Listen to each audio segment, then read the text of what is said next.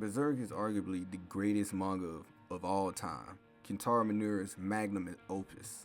It's a story famous for its brutal world, unrelenting violence, and well, that horse. But beyond the chaos, Berserk shines because of its characters. They're so well written that sometimes I question if they're more real than the shallow fucks I work with. Guts and Casca are universally loved, symbols of strength and resilience. And then there's Griffith, the most hated character in all of fiction.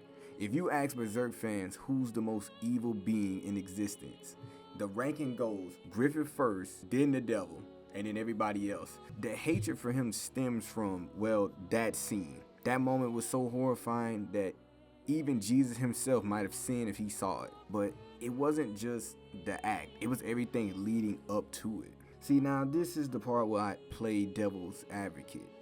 This video isn't about justifying Griffith's actions. Nothing could. Instead, it's about understanding the psychology of a man who started as a charismatic dreamer and became a monster. What drove him? What broke him?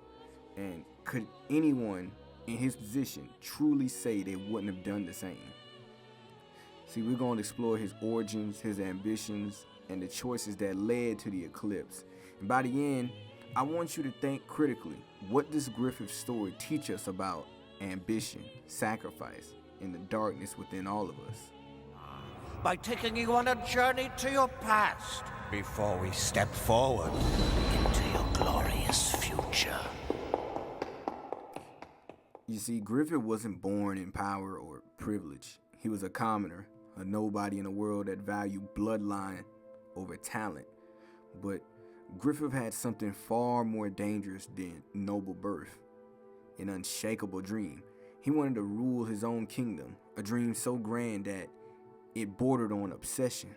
This wasn't just about power or wealth. For Griffith, his dreams was a way to prove his worth. It was a rebellion against a world that told him he was nothing. And to achieve it, he was willing to do whatever it took. Griffith wasn't just ambitious, he was magnetic. He had a charisma that drew people to him like moths to a flame. The Band of the Hawk wasn't just a mercenary group, it was a family, bound together by their loyalty to Griffith. Casca, Judo, Pippin, and even Guts was some of the people in the Band of the Hawk that believed in him. And that's what makes Griffith so fascinating. He wasn't just a leader, he was a symbol of hope. But beneath that polished exterior, there was always something darker lurking. Something even Griffith himself refused to acknowledge at first. Yes. Why should I regret anything at this point? There's no use in repenting for my sins. Griffith's journey was way more than just about sacrifice. It was about endurance. How much could he take before he finally broke? He endured humiliation, selling his body to a noble just to keep his army fed. He sent men to their deaths in battle without hesitation. But these were necessary evils, stepping stones to his dream. But then, in a single moment, everything was gone. One moment, Guts leaving, was enough to fracture everything. In his desperation, Griffith made a reckless mistake, throwing away years of careful planning. He was captured, tortured beyond recognition, flayed, broken, and reduced to something less than human. Miura lingers in this suffering. The once godlike Griffith, who inspired kings and warriors, now lay in filth, unable to even lift a sword. His tongue mangled, his body frail. He couldn't even take his own life even if he wanted to. Seems like everything was all else but over, but then came that crimson Balin. Griffith's battered body trembled as he reached for it, his breath hitching as the god hand loomed over him. He didn't just accept their offer, he clawed for it, because the alternative, the thought of being nothing, was worse than any price he had to pay. Because of me, I am buried under the weight of all those bodies. How strange. I can't feel anything. Griffith is a case study in ambition, sacrifice, and morality. He's a man who was willing to give up everything for his dream. But in the end, it was his own humanity that he sacrificed. Carl Jung's concept of the shadow is useful here. The shadow represents the part of ourselves we repress, our fears, our desires, are dark as impulses. For Griffith, his shadow was always there, lurking beneath the surface. His charisma was a mask, and behind it, nothing. The eclipse was the moment Griffith embraced his shadow. He didn't just sacrifice the Bandit of Hawk, he sacrificed his own soul, and in doing so, he became something less and more than human. But here's the question: if you were in Griffith's position, if you lost everything you cared about, if your dream was ripped away from you, could you honestly say you wouldn't break neither? Don't get yourself killed. The Bandit of Hawk didn't just die during the eclipse. They trusted Griffith. They cared for him.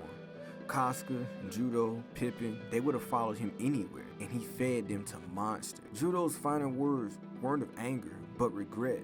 Pippin, the silent guardian, was ripped away, and, well, Casca, she wasn't just violated, she was erased. The woman who once cared about the Bandit of Hawk on her shoulders ceased to exist, leaving only a hollow shell behind. Griffith not only just betrayed his friends, he took their dreams and crushed them underfoot. And for what? A kingdom, a throne built atop of the bones of those who made him who he was. Griffith's story is more about humanity than it is about betrayal. How much suffering can one endure before becoming something unrecognizable?